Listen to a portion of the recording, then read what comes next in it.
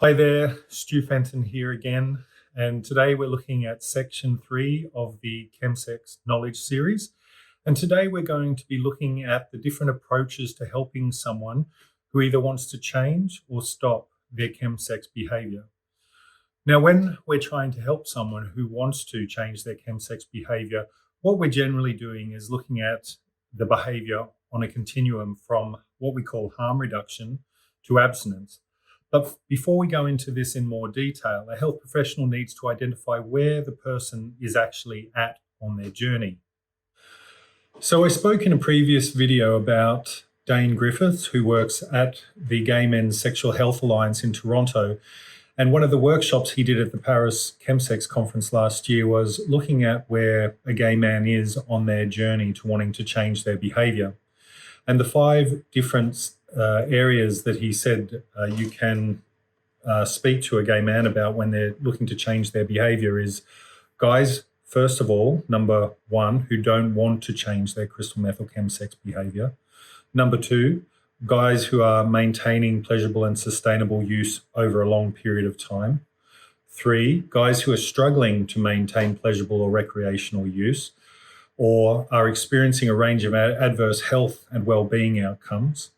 4, guys who may be finding themselves moving between zone 1 and zone 2 unexpectedly or rapidly, or people who may be switching back and forth between zone 1 and 2, depending on changing circumstances with the events of the chemsex they're engaging in. And the final one is guys from any of the above zones who decide chemsex is not for them, and they are looking at changing their behavior completely or abstaining completely. And it's going to be important when you're doing motivational interviewing with the client to establish, does this person, from what they're telling you, want to try a harm reduction approach or become completely abstinent? I'm going to talk a little bit now about the unique needs of a client, but before I do, I just want to give an overall name to the clients that we're dealing with. And typically in chemsex literature, we call that BTMSM. That means bisexual, transgender, or men who have sex with men. And just so you're not confused when I'm talking about these clients, that is the term I will use, BTMSM. Initially working with any BTMSMs, there are several areas that are going to be quite important for you to focus on. And the first one is basic and vital information. So this means being able to ascertain anything to do with their chemsex behavior that is really relevant or figural at the time. So their sexual behavior, their physical and mental health, whatever it is they're presenting with that, and as well as any other information you can gather from their chemsex behavior. So it could be the length of time that they party for, whether they're a daily user or a binge user. It could also include what drugs do they not use, how much of a drug they use over a period of time. It could include their sexual behavior, how many sexual partners they have on a binge or a chemsex episode, and this sort of thing. The second area is motivational interviewing. Motivational interviewing is a person-centered approach which has the therapist or the counselor exploring with the client and giving them the power to tell you what their goals are and where they are at with their chemsex experience. The next area I call connecting. Connecting is when a chemsex engager who's looking for help is working with a counselor, and the counselor is trying to connect them with a tribe or with a group of people that is going to support them, because it is very rare that doing this on your own is going to get you effective results. So if it's a person who's choosing abstinence, then it's highly likely they're going to choose a 12-step program such as Crystal Meth Anonymous or Narcotics Anonymous. And it may also involve a gay men's group or a discussion group, something like this. If it's someone who's choosing abstinence, they're also going to need a tribe of some sort. And there are many examples of this. One I'll speak of a bit later is the Le Spot organization, both in Paris and Marseille. But for people who are approaching chemsex from a harm reduction perspective, they too can find gay men's support groups and harm reduction support groups. And many organizations throughout Europe and the UK now are offering these. A little bit later in this video, I'm going to talk about different harm reduction tools and strategies that you can offer to a client who's wanting to change their ChemSex behavior. But for the counselor or the therapist who's working with them one-to-one, some of the things you should be looking out for are whether they've had a high number of partners, how often they're participating in sex parties or ChemSex episodes. You might have to look at the fact that they may have a low knowledge or understanding of safe injecting practices or safe using practices, both with GHB and crystal meth. You might need to educate them around HIV transmission and also other STIs.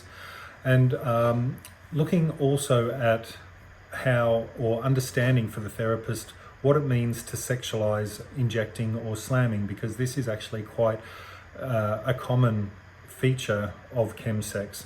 And sexualizing slamming or injecting means that people can almost become addicted to the practice itself. They get very turned on by the syringe or the tourniquet or just the culture, any part of the culture. It could be the rush too that they get moments after they inject the drug.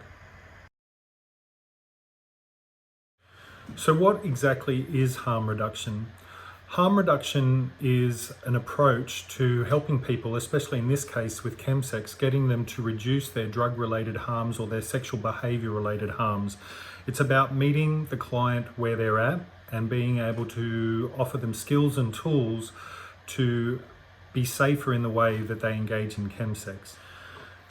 The approach with harm reduction is that the therapist engages with the client in a non-judgmental way, and governments in many countries understand that people are going to use drugs. So overall, it is far better to reduce those harms than to have a all-out "we say no to drugs" policy.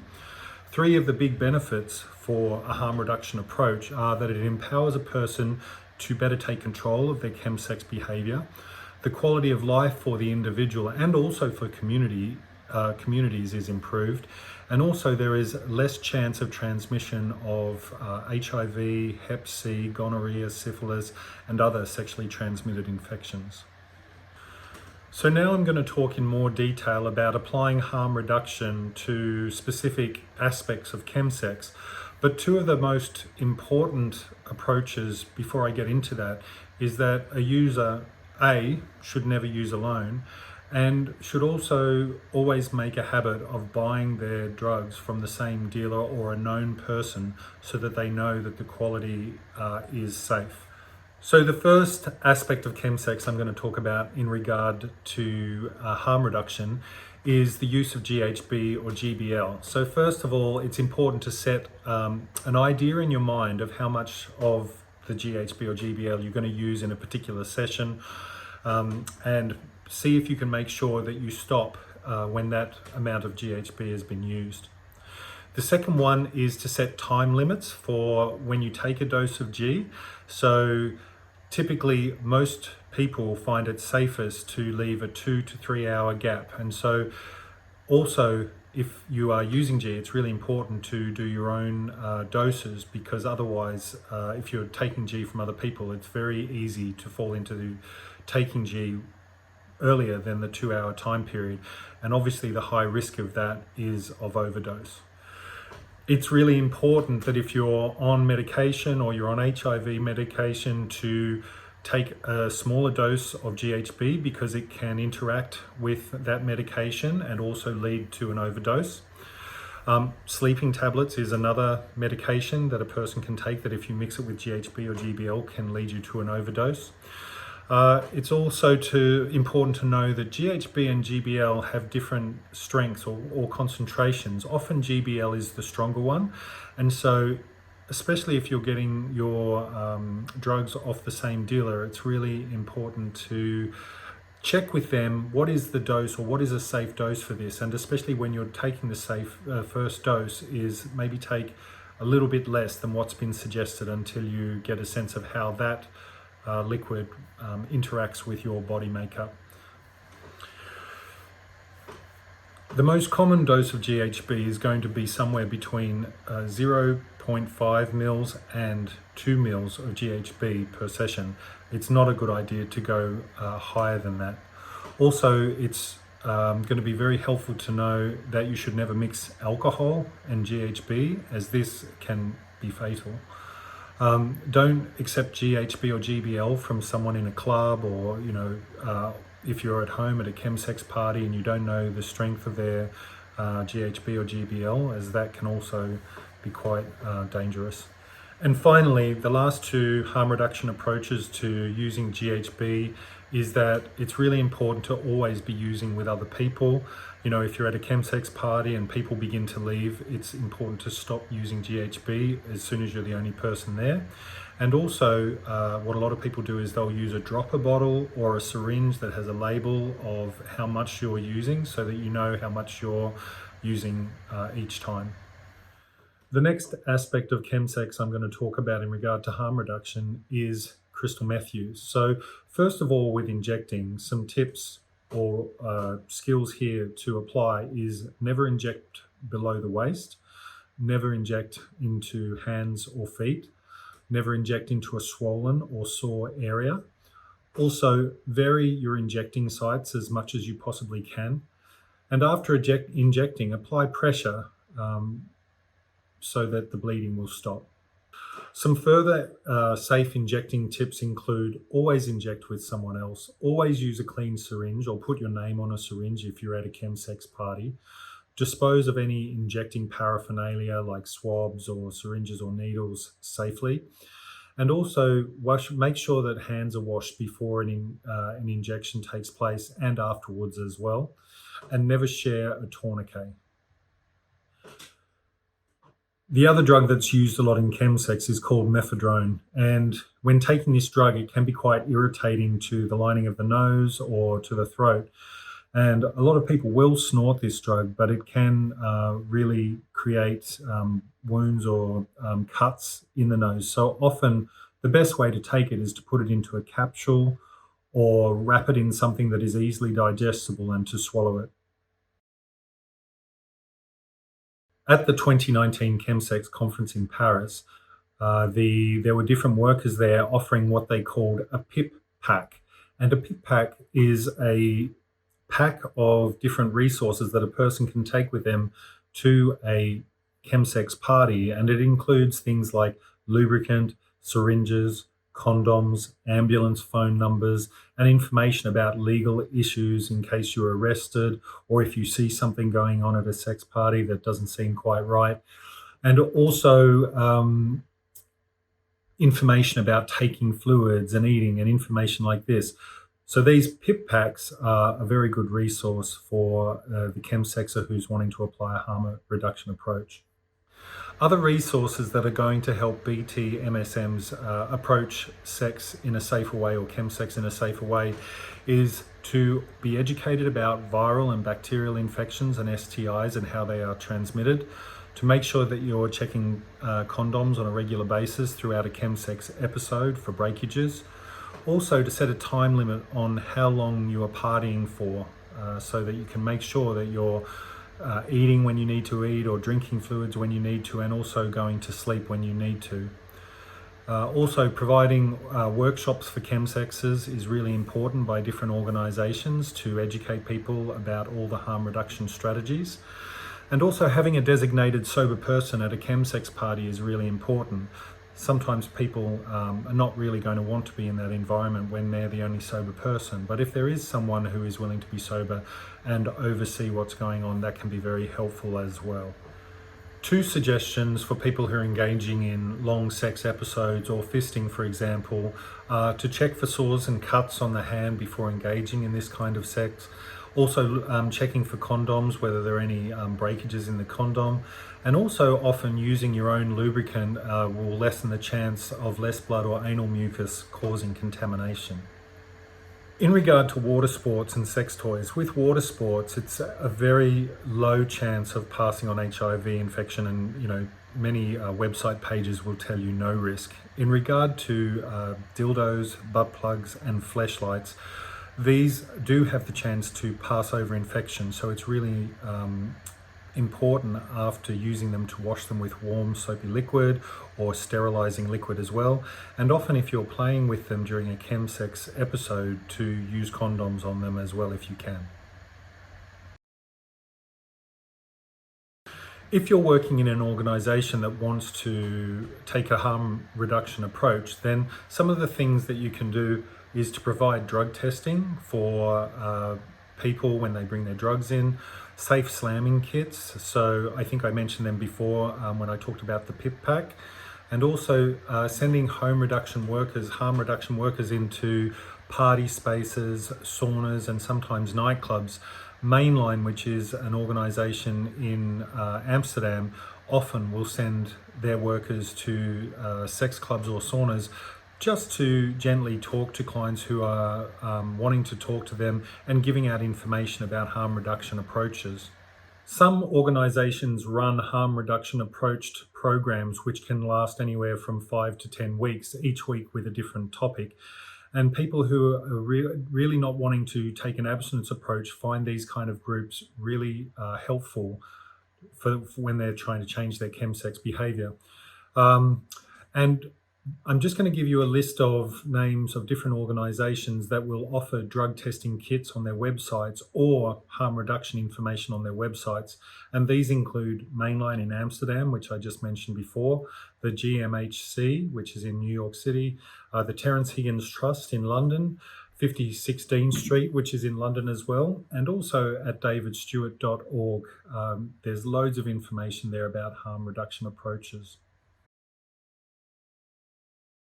So talking about organisations and what an organisation can do to help a ChemSex take a harm reduction approach to ChemSex is to use the example of Le Spot. There are two Le Spot agencies. One is in Paris and one is in Marseille, and they were both opened around 2016. These are places that gay men can go to talk about their ChemSex behaviour.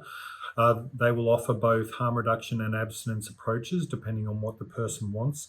It's peer-to-peer support, and so it's also a stigma-free environment, and the different people going there to talk about ChemSex will get a lot of identification as they sit in groups and talk about their ChemSex experiences. They also do HIV rapid testing there. They also help people get onto PrEP as well.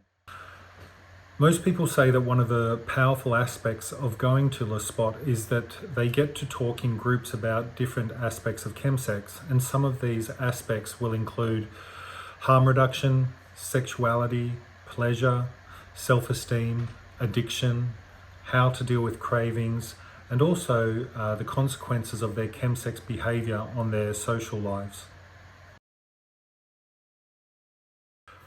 Now we're going to move on to what is abstinence. Abstinence is an approach to dealing with ChemSex that really means the person stops engaging in both their problematic sexual behaviour or drug behaviours completely. Often a person will choose abstinence when they have tried harm reduction approaches and found that they are not working. 12-step programs are a bit of an enigma to the rest of the world and people who don't understand them. But there are some really important ways in which they support a BT-MSM person to get sober and stay sober. So one of the first features is having a sponsor. So a sponsor is a person who has more sober time than you, usually at least 1 year. They've experienced difficulties in their recovery, but they've maintained their sobriety despite that. They also usually have a working knowledge of the 12-step literature, and they're able to help a person work through the 12 steps and give them support along the way. The second aspect of 12-step program is the steps, and in the original AA literature, the steps are basically called a design for living. So essentially the first 3 steps, you can either write on them or work through them with your sponsor, but they are about accepting your powerlessness and unmanageability around drug use behavior. And then the other 2 steps are about connecting with a higher power, which is not a religious concept. It can be anything that the person wants it to be. The steps following that are about looking at our behavior and the things in our lives that are not working. And then they're about making restoration to people that we've harmed basically in a sense to take away the shame and the guilt that we've been feeling while we've been engaging in problematic, say, drug and sex behaviors. And without that guilt and shame, it means that it's a lot easier for a person to stay sober. And then step 10 is about looking at our lives on a daily basis to make sure that everything is in order and we're not accumulating any negative feelings again. And then step 11 is about incorporating spirituality aspects of meditation and prayer into our lives, which act as a way of soothing ourselves and giving us a reprieve from distress when it arises in our lives. And then the final one is step 12, which is carrying the message of recovery or abstinence recovery to the still suffering addict. And so the steps basically are in this way designed for living. The next aspect of 12 step that is really important is going to meetings. So meetings are the place where you meet other men, or it can also be women, where you are going to make connections, you're going to find a sponsor, you're going to identify with other people's stories, and you're going to actually find that it's possible to enjoy life without using drugs, not only by listening to other people's stories and listening to how they live their lives, but also by developing a friendship circle of people that you can depend on and have as you move forward in your sobriety. Sometimes in 12 step you're going to make friends, but sometimes people will simply become your peers. And the difference between the difference between a peer and a friend is that friends are obviously people we identify with and we have a laugh with and we start to do activities outside the 12 step group with. But peers are people who come into the program at a similar time of us, and they are sort of working their way through recovery and facing the same challenges that we are. And so we might not go and hang out with them or spend time with them outside the 12-step program, but we will connect with them within meetings and enjoy their company and their sharing of their experiences within the meetings. I think the other important thing here is that with the sponsor, the becoming a sponsor will usually happen after you've been in the program for 1 year. It's a sort of understood idea that the first year is about the addict getting sober, and once they are stable and sober, then they're able to give back, helping other people. The next aspect of 12-step programs is the service element, and this means volunteering. And often an addict, when they arrive at a 12-step program, are very used to taking and not giving back to the community. And so there are many different ways within the 12-step program that you can be of service. It could be packing up chairs at the end of a meeting and putting them to the side of a room. It could be bringing the tea and coffee and serving it out. Or it can be in a more complex way, which is serving on another meeting group who decides how the meetings are going to run in different fellowships in different places. Not all people need a 12-step program to remain abstinent. There are some people who are able to achieve abstinence without it. And I'm just going to read a letter to you written by someone who was able to maintain sobriety whilst not going to a 12-step program. And he says, "I did attend meetings, SMART meetings and Recovery Dharma, which was formerly called Refuge Recovery. Meetings, both of which I found very helpful. SMART Recovery, particularly in London, is full of people who didn't fit with 12-step, so it's a good thing to recommend as an alternative. I facilitated my local SMART meeting for a while, and that really helped. People being reliant on me turning up stopped me from getting fucked up. Recovery Dharma is Buddhist inspired, and I still attend, and also attended a weekly drop-in at an LGB drugs charity called Antidote. The community of staff and service users that helped me enormously. The standard 12-step advice of phoning someone and asking for help is something I've at times really not been good at, but I do think it's some of the best advice, and it helped me when I did. The other things that helped me are regular psychotherapy, volunteering for a local drug and alcohol service, practicing yoga and meditation, confiding in a couple of close friends exactly what was going on for me, asking for help from family and friends, a regular gratitude practice, regular journaling, attending gay men's personal development workshops helped teach me that there are healthy ways of connecting with other gay men. One of these is called www.lovingmen.org.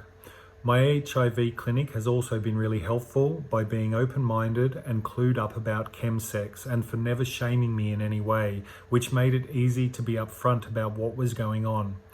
Also, receiving Hep C treatment from that clinic was life-changing, because having a co-infection was a massive driver behind the reason I engaged in ChemSex. The main thing it has taken is time to rebuild a meaningful life, including a meaningful profession. I have found the more meaning I experience in my day-to-day life, the easier it becomes to stay sober, to enjoy that. I think the most important thing when people are really wanting to change their ChemSex behaviour is finding out whether they want to approach with harm reduction or with abstinence. Once a person is stable, then that person can explore other treatment modalities. And some of those modalities might include EMDR, which is a approach to dealing with trauma, which desensitizes difficult trauma memories. Inner child work, which is about going back in time with the client to look at incidents that happened. It's quite a complex approach that I really don't have time to go into here, but a lot of people will find that that's quite helpful. There's also somatic experiencing and brain spotting, which again are ways of taking the energy and intensity out of stored difficult feelings and trauma from the past. Cognitive behavioral therapy, which many people know what this is, but essentially it's thought stopping, finding a way to stop really problematic, difficult thoughts, and oftentimes creating new positive approaches. And DBT, which is similar to CBT, it's also about dealing with difficult thoughts and finding different ways to be able to tolerate the difficult feelings and noticing that they still exist. And then finally, a lot of chemsexers will benefit from having a sex addiction therapist, and this allows them to work on their drug addiction problems while also working through their sex addiction issues at the same time. If you have any further questions about how to help someone who wants to change their chemsex behaviour, I'm going to leave my website and also my Instagram handle and also some really helpful links at the end of this video.